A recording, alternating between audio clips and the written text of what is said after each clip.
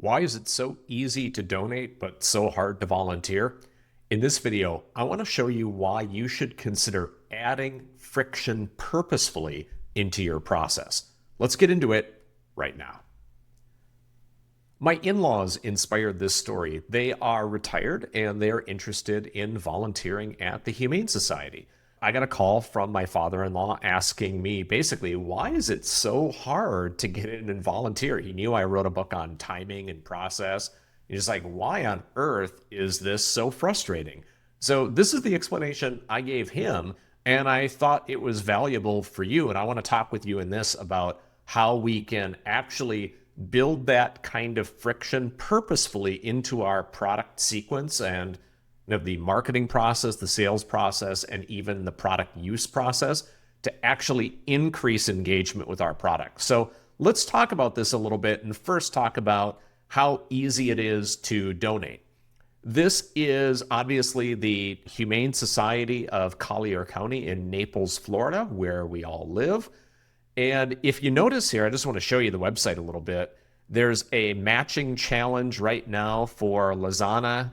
She's cute, looks like a pit mix. Let's cancel out of that. I can donate right down here. Here's another place to donate. And if I click on this button, I get the donating. I can even log into my existing account. I can log in with Facebook or X, but if I've got an account, it makes it super easy. I can donate once. I can donate monthly, so I can set a monthly amount. I can pay with Google Pay. I can pay with a credit card, express donate. It's just even faster and faster. Okay, if I go back to this website and I think ways to help, look at the pull down that comes down. We see donate online, by mail, monthly, IRA, stock, vehicle. I can even donate my car to the Humane Society. They'll, of course, sell it and take the money. I can do planned giving, estate giving, naming opportunities. So if I want to donate enough to get myself a building, I could do that. That's a thing down here in Naples, by the way. People have plenty of money down here for stuff like that. A forever plan for your pets. So there's all kinds of these different ways to do that. I've got brick pavers, more ways like hosting a fundraiser, naming a kitten. They've done a really nice job for a pretty small community humane society. But let's take a little bit of a look. So that's easy. By the way, I could do this and within a couple of clicks, I'm sending them money. But think about the volunteer process. And this is part of the fostering process as well. But let's dig in here a little bit. Okay, I want to become a volunteer. Think about this for a second. Okay, they're revamping the training protocols. They're not doing any animal care roles right now. Got to be 14 years of age or older. Look in here. Okay, there are different ways to volunteer. That's all fine, but these are not animal roles that people are kind of thinking about, and we'll talk about this in a second.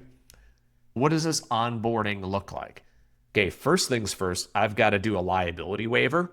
Okay, I've got to read through that. I've got to have an in-person orientation meeting at the main shelter. Need to do an electronic submission of the volunteer application so they can track all this information. And I also need to do a background check. And if I click in to begin the onboarding process, it goes through. I've got to sign up for the portal. There are a lot of steps to go through. And the point is, why is that? Why is it so easy to send the money, but so hard? It should be a little harder to volunteer, but this is a lot of steps. And I want to explain why that is and why it's a really good thing. There are two main ways to think about this. The first one is the sequence I just described. So the process of going through the waiver of liability, the in-person orientation, that's step 2. Step 3 is the electronic submission. Step 4 is the background checks. There's kind of a 1, 2, 3, 4, and then there's onboarding that would happen after that. So you go in and you have multiple steps inside the facility. So it's not just hey, we're going in to play with puppies and kittens. And this is where it's really critical. If you look at it that way, it seems like a lot of steps. Looking at it this way, it starts to make a little bit more sense. This is Bob Moesta's demand side selling.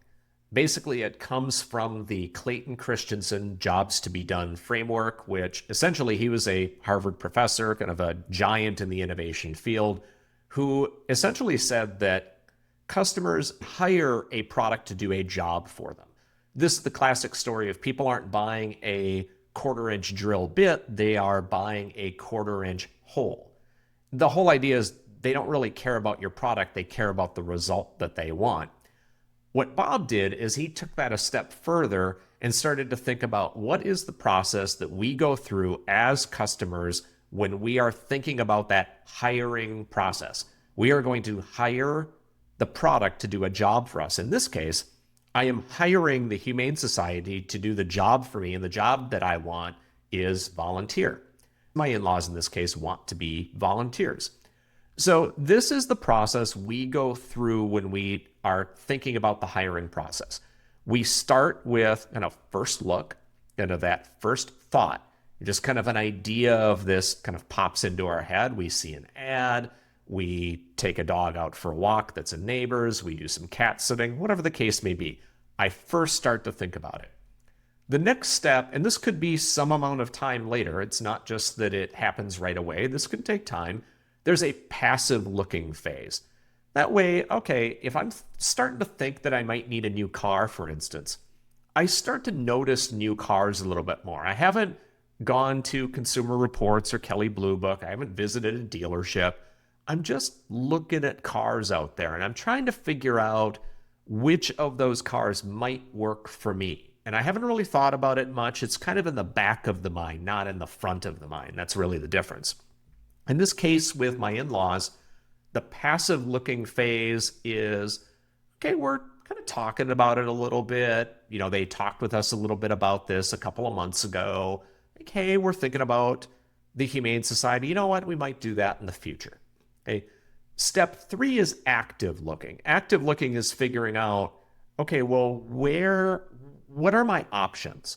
So there's a Collier County one that's in Southwest Florida, Naples, Marco Island. There's a Lee County one that's a little bit further north. That's Fort Myers in that area.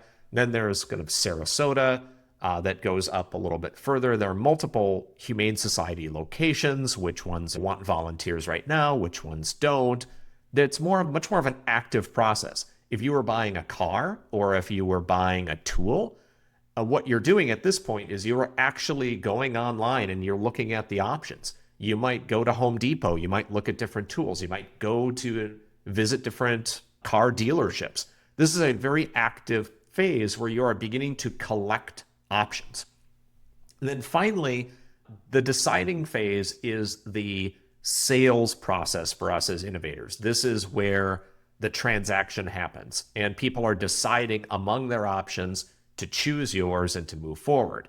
Steps 5 and 6 are all about how does the product work the first time you use it, and then how does it work as it is used on an ongoing basis. We don't have to talk about those as much today, but this sequence is not chronological, it's sequential. Sometimes these things can take a long time to move from one to the other, and people can move backwards in the sequence. So as you're thinking about this, and you're thinking, how do I use this for my invention or my innovation? Remember that this is a good sequence, but it's not necessarily linear, and it is not necessarily chronologically spaced the same way. So for instance, if I'm looking for a car, I might have that first thought. I might be looking around. I might not really find anything that kind of strikes my fancy, or maybe I don't really want to spend that money right now. And I could be in passive looking for a year or 2 years, only moving to active looking when, hey, maybe there's a trigger that I got a flat tire and I've taken it to the dealership and now I'm there and I see a special offer. So that's a way to trigger that process. So you can be thinking about, how do you trigger that? That is a way we want to accelerate people through the process, but that's not what the Humane Society is doing. Remember, they are adding friction to this process on purpose, and here's why they're doing it. When people get to that deciding and first use phase, lots of people at the first thought and passive looking have this idea in their mind about the Humane Society as, I'm going to go into a room and I'm going to play with puppies all day and then I'm going to go home. Who doesn't want to spend a 2, 3, 4 hour shift just sitting around playing with puppies? That's a pretty good day. What the Humane Society realizes is that's not exactly what it is. They want to care for the animals. They want to provide enrichment for the animals. They don't want people to flake and not show up because, hey, I'm playing with puppies. And you know what? I'd love to do that, but you know what? I'm not going to, I've got things going on. I'm not going to do that today. That's really difficult on the animals, and it's difficult for them scheduling. They want to make sure that people are committed when they decide. So in the, especially the active looking phase, which is right here, 3 and 4, they are purposely putting roadblocks in the way to make sure that if you jump through all those hoops, you are much more likely to be the type of person who is going to follow through. So what does this mean for you as an inventor and innovator? If you're doing volunteering or that's part of your process, obviously this is super relevant and you should be thinking about those same sorts of things. But what if you're a different type of product or service? Is there any reason why you should put friction in the process? Don't we want to eliminate friction? Not necessarily. You might have noticed that recently high in-demand restaurants have put friction in the process of getting a reservation. What they've realized is that people will make reservations to a dozen different places and then at the last minute pick the right one, cancel all the others, or frankly, not even cancel. Very difficult for the restaurant to plan their seating and plan their staffing. So they're putting friction in the way, maybe cancellation fees, or they're checking in on you as the reservation is approaching. Or if you do that, you cancel, they're not going to let you register again. So again, that friction can be helpful. Let's say it's a complex scientific instrument or a complex tool. You want to make sure that people understand what they're buying before they buy it. So adding some steps in the way to help people qualify themselves.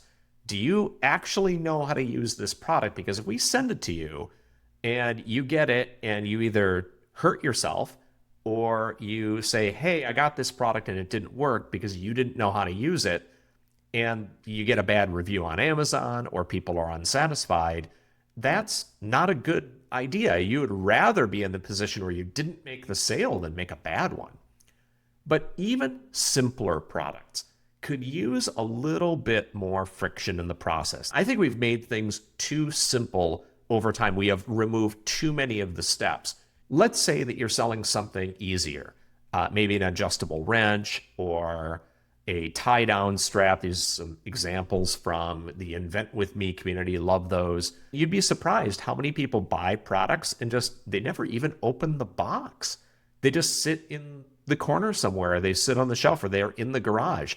If you make tools, you know exactly what I'm talking about here. How many tools have you seen?